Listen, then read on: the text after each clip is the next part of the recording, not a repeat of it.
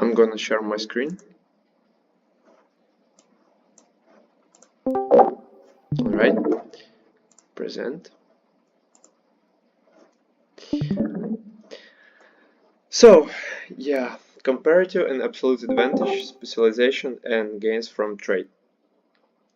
Someone join? Oh, cookies. Hey, cookies. You are just in time, actually. I just started. Today we are learning comparative and absolute advantages. We are done with opportunity cost, but it will be included in this lesson as well.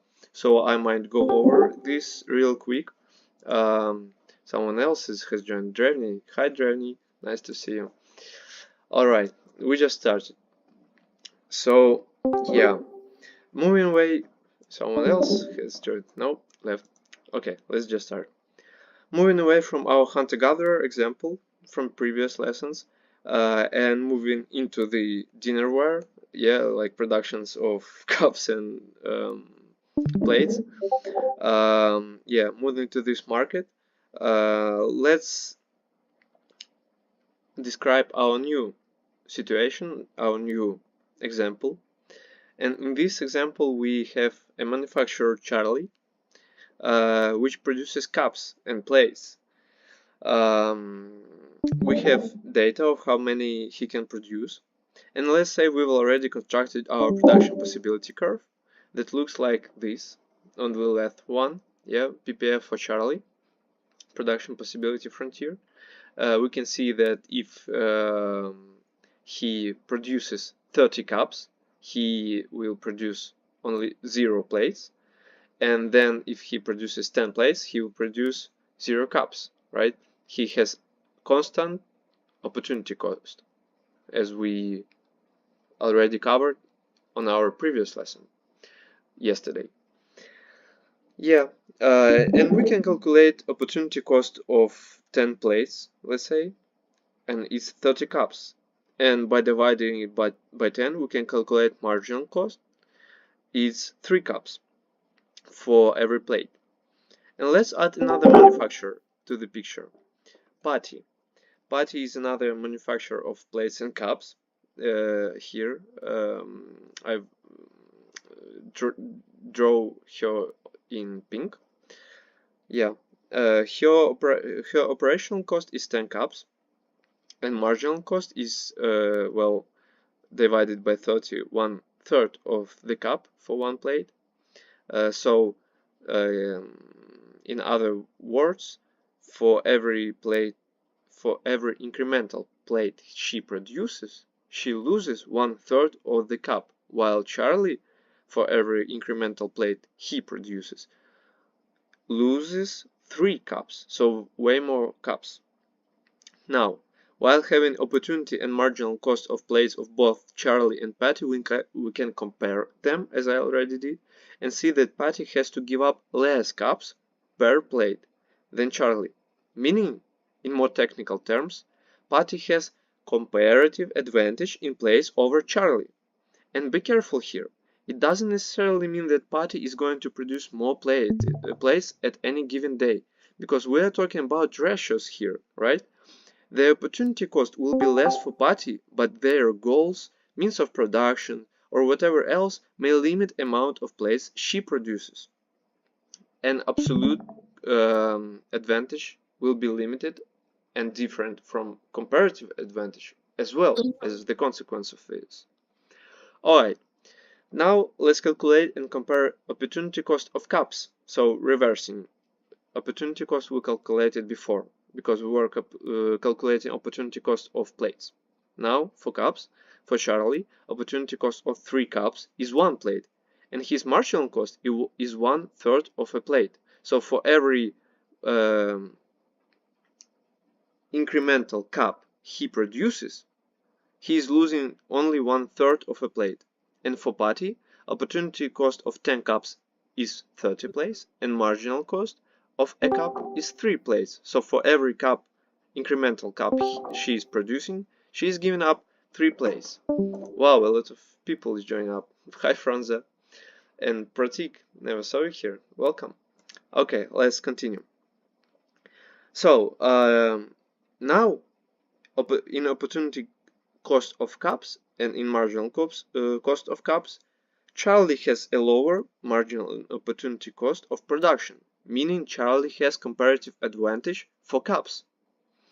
And we will see further that each of these individuals have their own specialty where they are good at.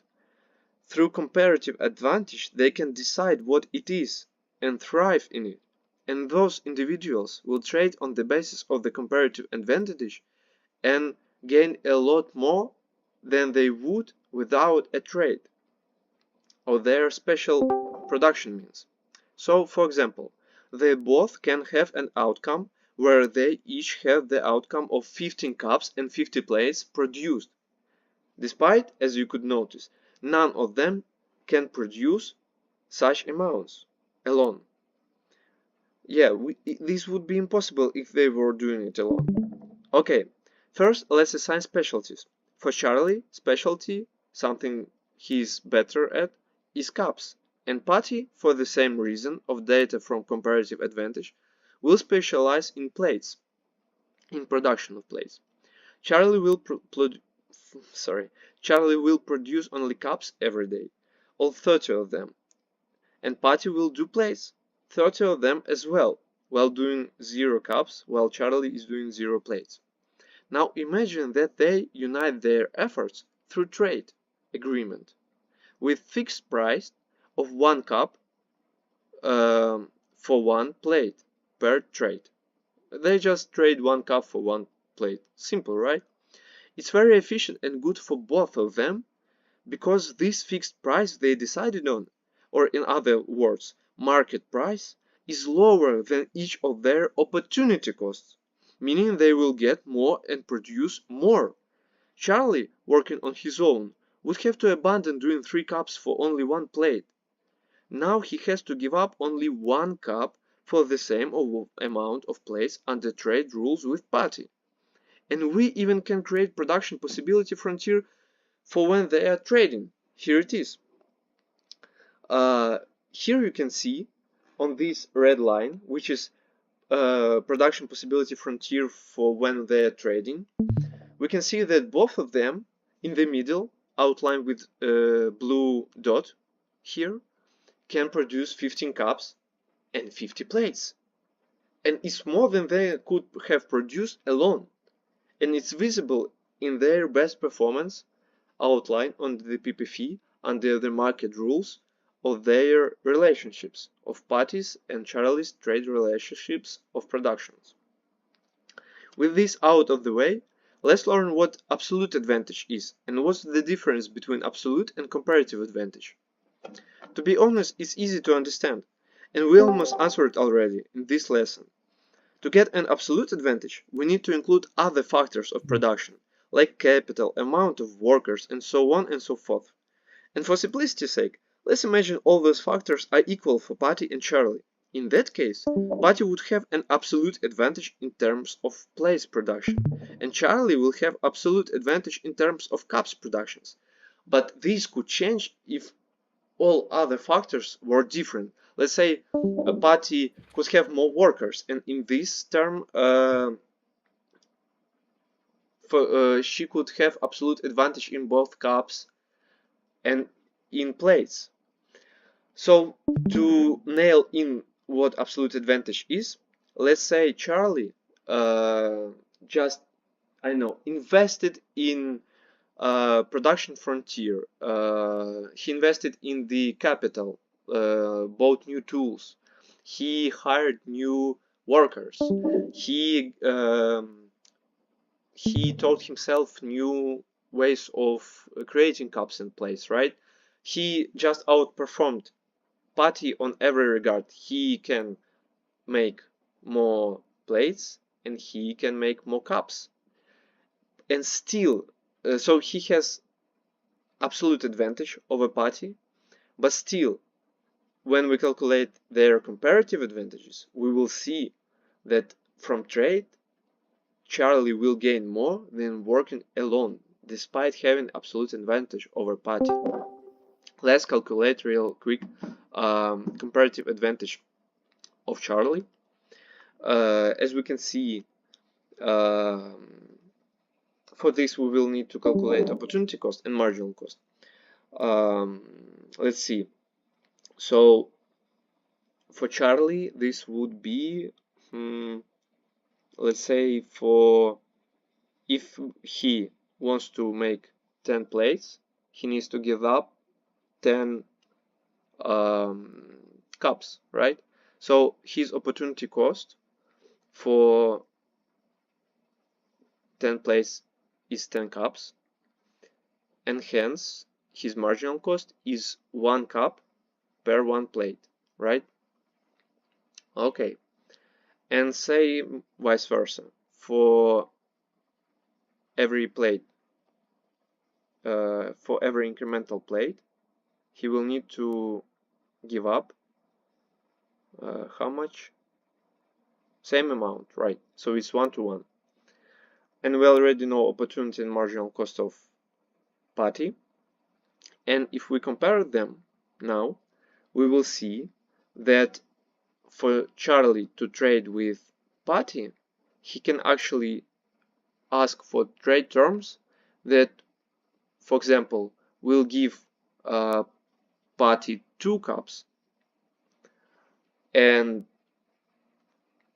Patty will give him 2 plates. Patty still makes so many plates that under this trade she will gain way more cups while not losing many plates, and Charlie will get more plates for the same price of cups under these terms of trade, more than he could produce alone. So yeah, still under absolute advantage of Charlie, in the comparative advantage, while trading with Patty on good terms, he's gaining 1 more plate per cups, and Patty wins as well. And yeah, with this lesson you could see that basically after learning what possibility production possibility frontier is, what is opportunity cost, what is marginal cost, and after learning what is absolute advantage and comparative advantage, you can make very intelligent and smart decision with your business and on how you can go with this. Basically creating and producing more through trade and understanding how you can calculate either you will gain more from trading or you will gain more from doing this alone. So this series of lessons as of late are really important. I hope you all understand it. Most of them are captured and loaded to my YouTube channel, and as always you can watch them there. Yeah, and that's it for today. This was a hard lesson, I understand. I hope you all got it. Thank you very much for your attention, and I wish you have a nice poker play and have a nice evening. Thank you very much, guys. Bye.